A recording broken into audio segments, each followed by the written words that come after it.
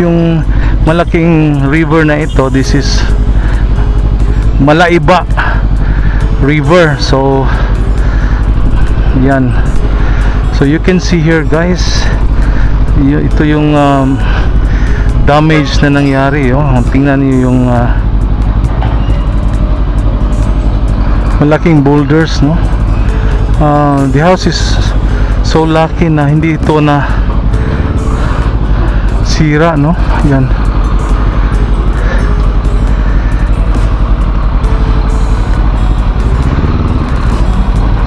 Pero guys, yan. So galing sa Malaiba River at dito sa Malaiba Bridge na malapit sa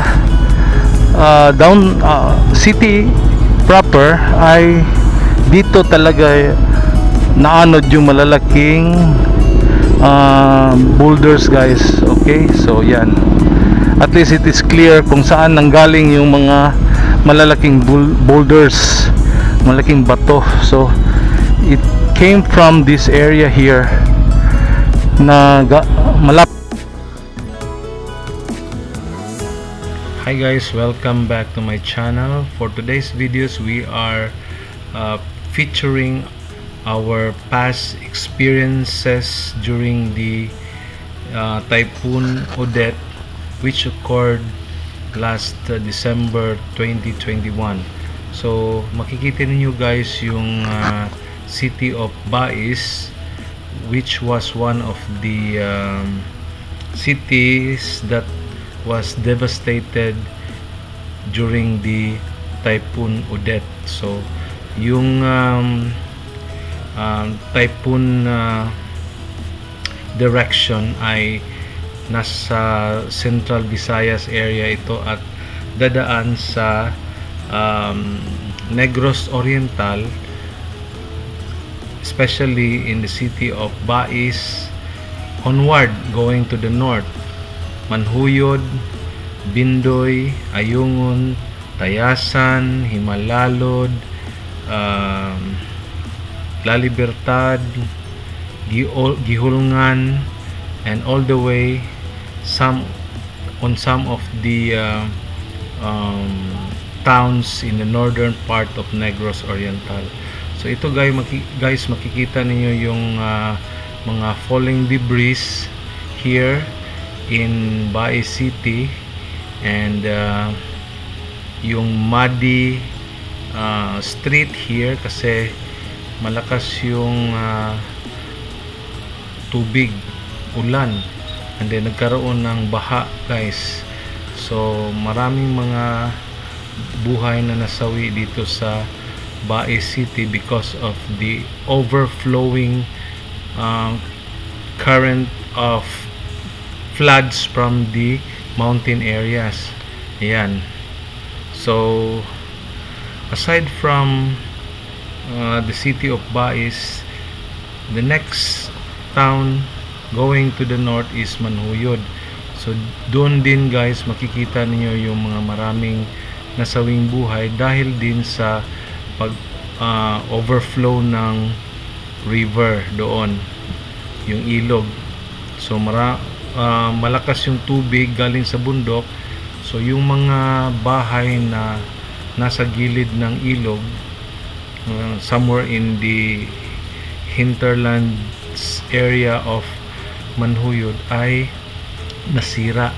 So dahil sa lakas ng baha, may mga bahay doon na naanod, pati na yung mga residente na nakatira doon. So yan, very obvious yung mga debris ng kahoy na umabot dito sa main highway, kasi maliban sa malakas na hangin, malakas din yung ulan. So yan, it's actually a super typhoon which landed somewhere in the Central Visayas area, which hit the town and city of Bais. So nasa center part of Negros Oriental yan. So yan guys. So going forward, ito yung mga areas na papunta na ng next town, yung town ng Manhuyod. So ayan guys, makikita niyo yung mga sanga dyan, no? Mga puno na nasa gilid ng daan. So yan. At may mga bahay din dito na malapit sa mangroves area na nasisira din, no? Dahil sa lakas ng pagbaha at tumaas yung tubig, pati malakas na hangin, no? Yung mga power lines dito guys ay natumba. Yan. So I'm just giving you a short history about what happened during the Typhoon Odette last December 2021, so that we could have a comparison sa nangyari ngayon na bagyong Tino. At ito ay actually tumama hindi dito sa lowland areas ng Central Negros Oriental, but doon ito tumama sa city of Canlaon. So it's about 100 kilometers from Dumaguete City. At highland yun guys, dahil bundok yun, syudad na nasa mataas na bahagi at malapit sa Bulkan Canlaon. So doon makikita din yung kung ano yung nangyari, ano yung mga damages na ginawa sa mga infrastructure projects doon sa mga lugar na malapit sa ilog. At makikita nyo sa footage o video na ibabahagi ko after this bagyong Odette. So guys, if you look at the upper right side corner of the video, you can see those houses that are built along the small hills there. So yan guys, yung ibang mga bahay dyan ay nawala na ng mga bubong, no? Naalis yung mga roof structure nila, and then dahil sa lakas ng hangin, yan. So maraming mga kahoy dito na natumba. This is actually an acacia tree, no? Yan, uprooted dito guys. So then dun sa may unahan pa dyan ay makikita ninyo yung lugar na malapit sa mangroves area. So yung iba dito ay ayan, so makikita niyo yung maraming mga natumbang mga punong kahoy, mga nasirang mga bahay nasa gilid ng daan. So this is what I'm mentioning guys. And then of course this area here is actually filled with sugar cane plantation. Yan. And open space yan. So yan, yung mga kahoy na mahogany trees yung iba. At makikita nyo yung maraming mga natumbang mga punong kahoy. Then beside that, you will see also some houses there, no? Yung iba ay made of light materials, yung iba naman ay concrete, pero dahil sa lakas ng hangin dito na humampas ay yung ibang mga bahay ay talagang nasira. So let us just try to see a glimpse of the past, kasi hindi ko naman na i-post ang video na ito. I was not yet doing some content creation during this time, kasi more on travel yung pinopost ko sa Facebook. But now I am trying to upload this in YouTube so that I can make a comparison on what happened also during the Typhoon Tino that also hit the northern part of Negros Oriental. But luckily Typhoon Tino did not really made some damages somewhere in this area kasi yung hangin ay parang concentrated sa itaas, no? And then malakas yung ulan dito pero walang masyadong malakas na hangin. And by the way guys, some of these houses here which I'm showing you in this footage during the Bagyong Odette ay hindi na naipatayo pabalik sa mga lugar na ito, but only few residents managed to rebuild their houses on this area, on this part of Bais, no? This is Barangay Tamiso. So yung iba na nasira hindi na nila naipatayo pabalik dahil yung area na ito ay malapit sa Bakawan or Tubigan, no? So they don't want to experience this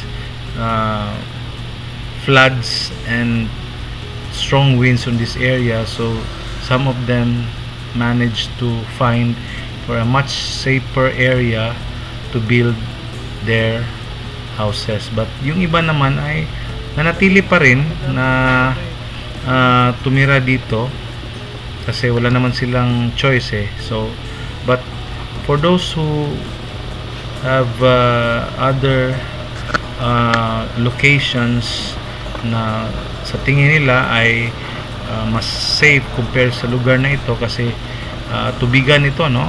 Malapit sa punong at mangroves area, so this is very dangerous if another super typhoon will pass through this area. They might be experiencing a storm surge dahil malapit sa dagat, no? So let us just try to explore and see what happened to this area when Bagyong Odette or Typhoon Odette hit this part of Bais City, no? So patuloy tayo guys until we will reach the town of Manhuyod kasi yung Manhuyod ay isa namang lugar na tinamaan ng Bagyong Odette na magkapareha lang yung damages done with the city of Bais. So ito guys ay nandito yung ethanol industry and or Sumco sugar milling industry, and yan, so makikita ninyo marami pa ring mga puno ng malalaking kahoy na natumba sa mga area dito at yan. So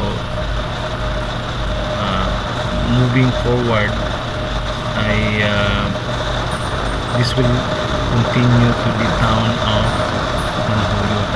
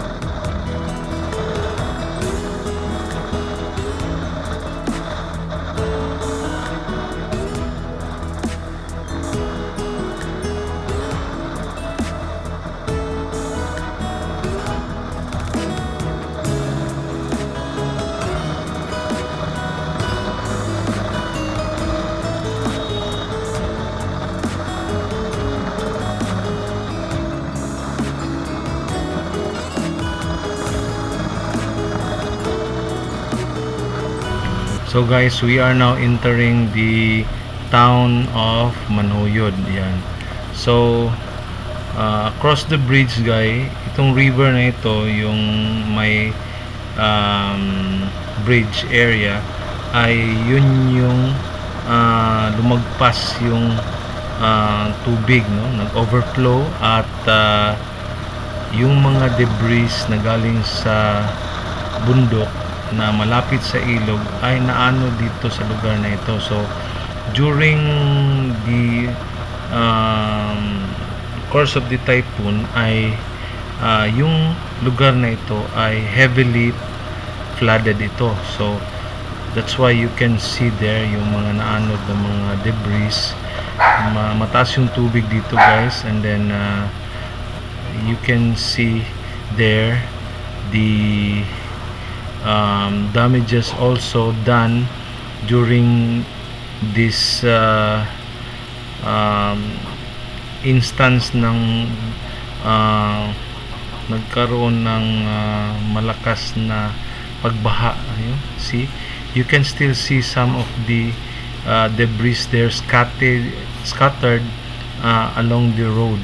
So yung mga bahay dito guys were also severely damaged, no? Imagine that, oh, tumaas yung tubig dyan for I think around 10 feet, umabot na sa second floor. Yun. So dito naman guys ay marami din yung mga buhay na nasawi sa lugar na ito, both Bae City and Manhuyod town. So yan, it's very obvious that yung mga naanod na mga debris ay galing sa bundok ay napunta dito sa town center. Yan. So sa portion na ito guys, wala na masyado, no, dito sa plaza area, pero yung mga kahoy dito na nakapaligid sa town center, sa plaza areas ay natumba din. So yan, you can see some of the residents there, but they start to live a normal life after what happened during this typhoon Odette catastrophe. Yan guys. Okay, so yun, may mga kahoy. Okay, so yan, patuloy tayo sa intersection dito guys.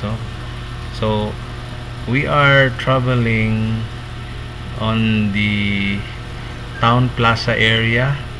Ito yung town center ng Manhuyod. Yan.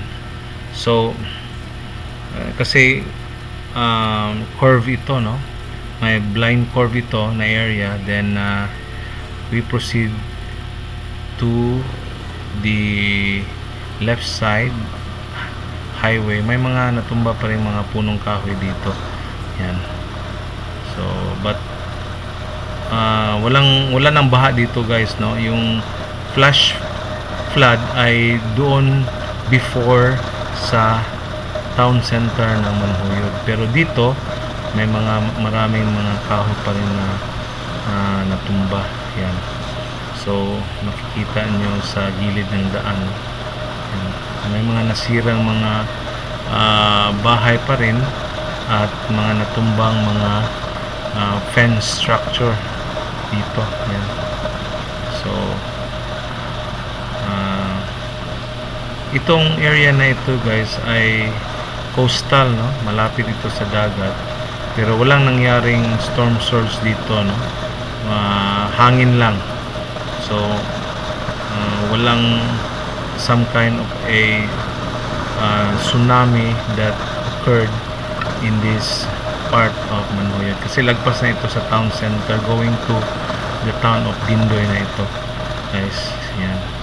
So I will also be showing you some photos that I included here in my video. Yan. So ito yung mga photos ng mga natumbang mga puno from Bae City. Then going to Manhuyod, then to Ayungon. There makikita nyo yung signboard there sa daan, Tayasan area. Then of course yung Bindoy town center, meron ding mga nasirang mga structures doon, mga bahay, pero doon mismo sa may bundok na bahagi, no? Yan, so makikita ninyo yung mga local residents here na humihingi ng tulong, no? They are putting some kind of a signboard that they need help badly. Yan, help us, we need water and food. So during this time, guys, we were actually bringing with us some relief goods, water in plastic containers, bigas, no, 5 kilo rice na binabahagi namin sa mga residente sa lungsod ng Tayasan. And sa Bindoy, kasi may mga kilala kami doon na talagang humingi ng tulong. So yan, guys, you can see there some of the falling debris shown in the photos there. So these are actually some of the places in Ayungon area. Then the video here, guys, is located in Tayasan, no? Yung mga taga hinterlands, we were giving some bigas and relief goods for them. Yan. Okay, then you have the photos there. Kasi yung isa sa mga nagtatrabaho sa amin ay nakatira doon sa bundok, no? Going up on this intersection, no? So we just extend some help to these people here who were suffering from damages in their properties and houses. And this one is in Bindoy area, guys. Yan. So yan, so we are happy to extend our help, giving some water. Actually, yung mga gallons, guys, ay na-accumulate yan namin, mga empty gallons, and we will just try to give some small things to them para naman makatulong sa panahon ng kalamidad tulad nito nangyari nung bagyong Odette. So yan, guys, we were keeping in touch with some of the locals in some of the areas here in Bae City also. And pabalik na kami, no, from Tayasan area. Yan, may humingi ng mga konting barya, then just try to extend some small help to them. Yan, guys. So I think I would end this video from Typhoon Odette. Hi guys, so we can see here, guys, the damage banana, alright, banana plantation on this side here, damaged by the Typhoon Tino. So yan, guys, no, yung mga banana plantation, pero ito yung sobrang damage, guys. So yan, so yan, okay, yan, guys.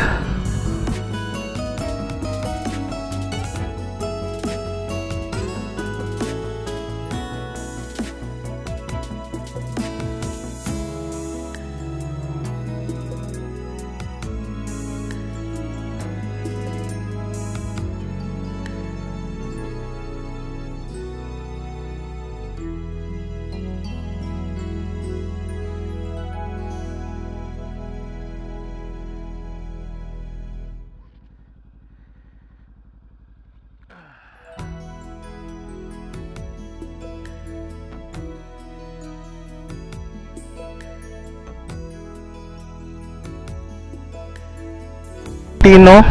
Yan guys, oh. You can imagine the damage dito sa lugar na ito. Makikita yung mga ayan, nasisira ng mga structures dito at saka yung mud. Yan guys. So tulad din sa bagyong Odette na nangyari noong 2022, ganito rin sa siyudad ng Baez City. Yan guys. So imagine how massive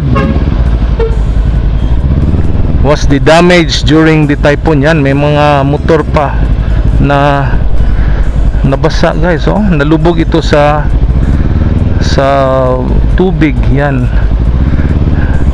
So you can see the damage guys. Okay, medyo mataas yung tubig dito na bahagi. Ayan. So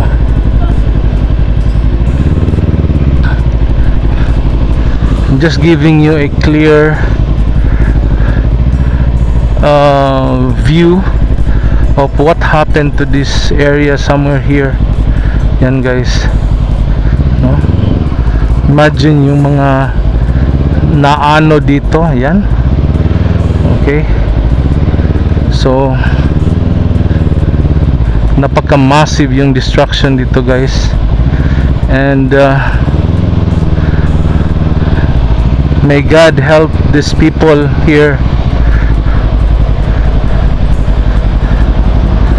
Yan.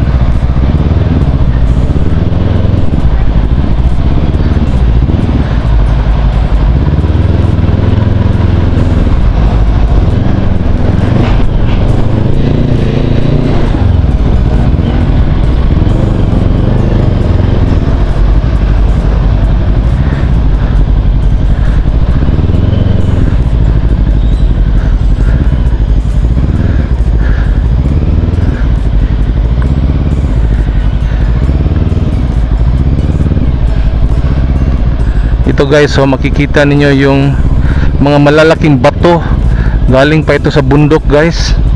Yan. So imagine the damage here. So it's very intense and enormous guys.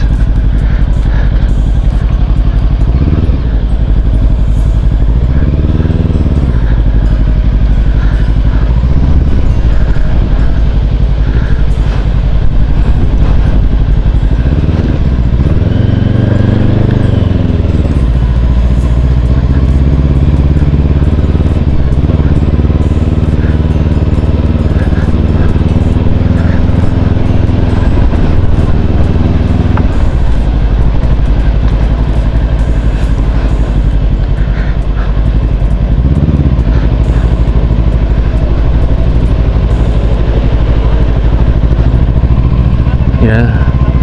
So dito sa mataas na bahagi medyo wala gaanong damage guys, only in the lower area there. So yung nasa medyo hindi masyadong elevated, no? But in here makikita niyo yung malalaking bato na nandito sa mga palayan guys. So imagine this. Okay, wala na siguro ibang daan dito. I think I have to, so we will just have to continue all the way doon sa itaas, pero we will just be going back to the main city, kasi yun yung talagang natamaan ng mga boulders guys, no? So dito medyo walang masyado, no? Walang damage dito sa may uptown area, no? So it's more on baha talaga, no? Medyo malakas na hangin at saka baha talaga. So we will try to see what is in here kasi may ibang daan dito, no? And we will try to explore kung saan ito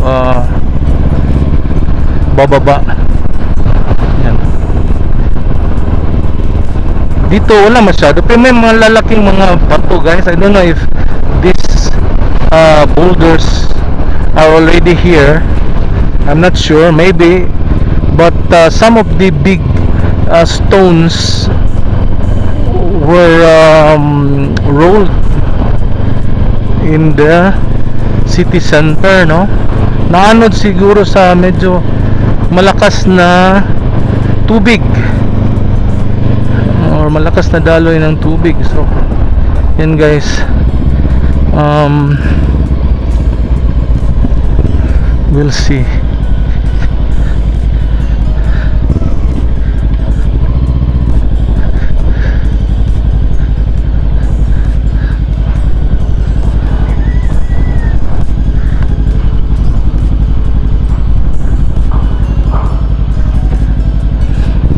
Guys,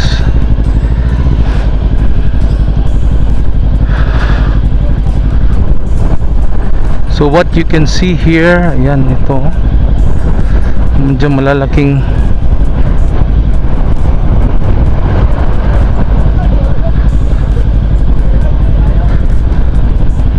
yan, ito yung nangyayari, guys. Yun yung dinaanan ng mga bato pababa. So very enormous yung damage dito. So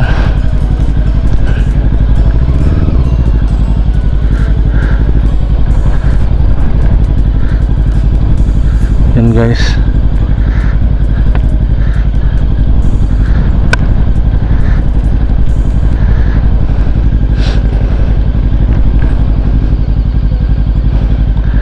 Yung river na yon, yun talaga yung dinaanan ng mga malalaking boulders, guys.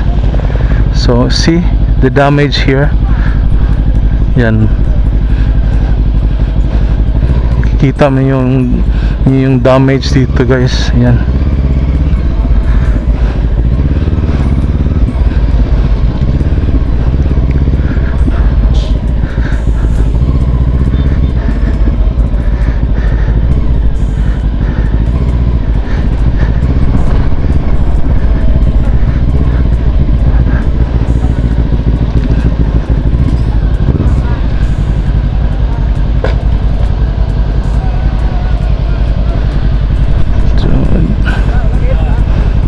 So dito walang masyadong mga nasira, no? May mga bagong bahay pa nga dito. Pero yung malapit sa river na yon, Canlaon River, yun yung talagang nagkakaroon ng malaking damage, guys. So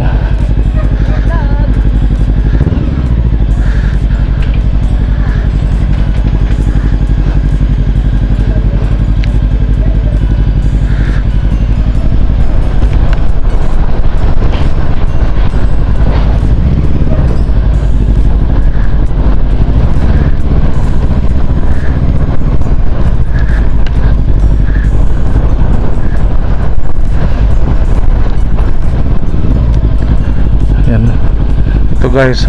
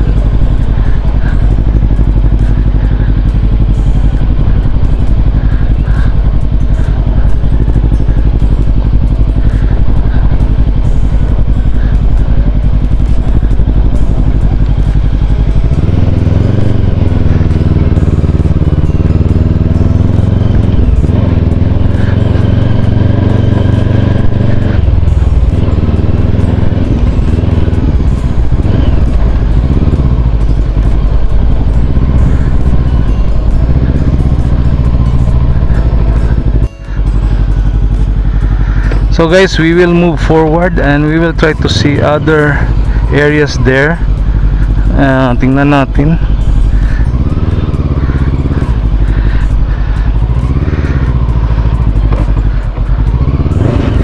Kasi ito guys, oh yan. So ito talaga yung source, yung malaking river na ito. This is Malaiba River. So yan. So you can see here guys, ito yung damage na nangyari, oh. Tingnan niyo yung malaking boulders, no. The house is so lucky na hindi ito na sira, no. Yan.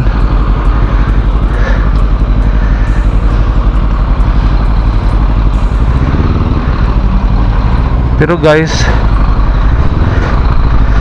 yan. So galing sa Malaiba River at dito sa Malaiba Bridge na malapit sa city proper, ay dito talaga naanod yung malalaking boulders guys. Okay, so yan. At least it is clear kung saan nanggaling yung mga malalaking boulders, malaking bato. So it came from this area here na malapit sa Malaiba River. Yan guys.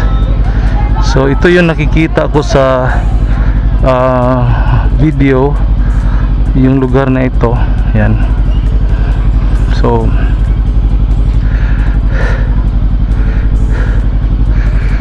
but they are already clearing the area as of today. Ito yung mga status ng buildings rito na nasira. Yan. So imagine pag natamaan ka ng malalaking boulders na ito guys, it's a very intense situation here right now. Yan. So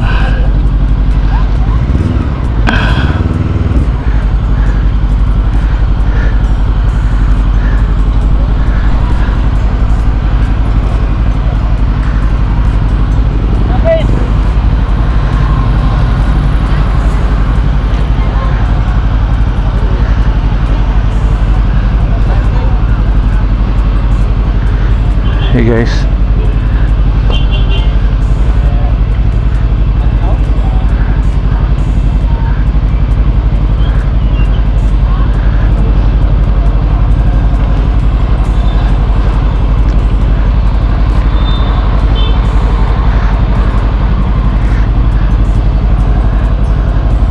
so this is the terminal, bus terminal guys. Oh, you can see the damage here.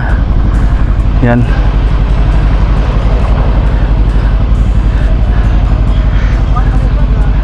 Okay.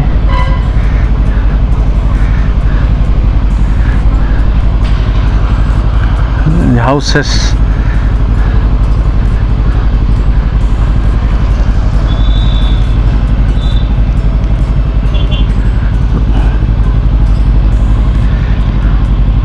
Yan guys.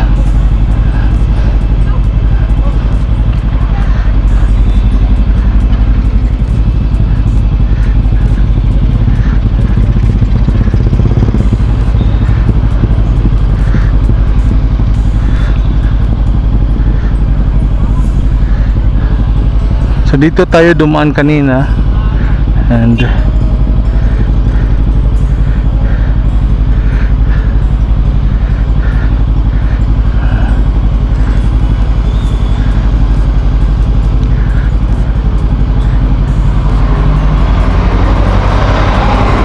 guys, dito muna tayo.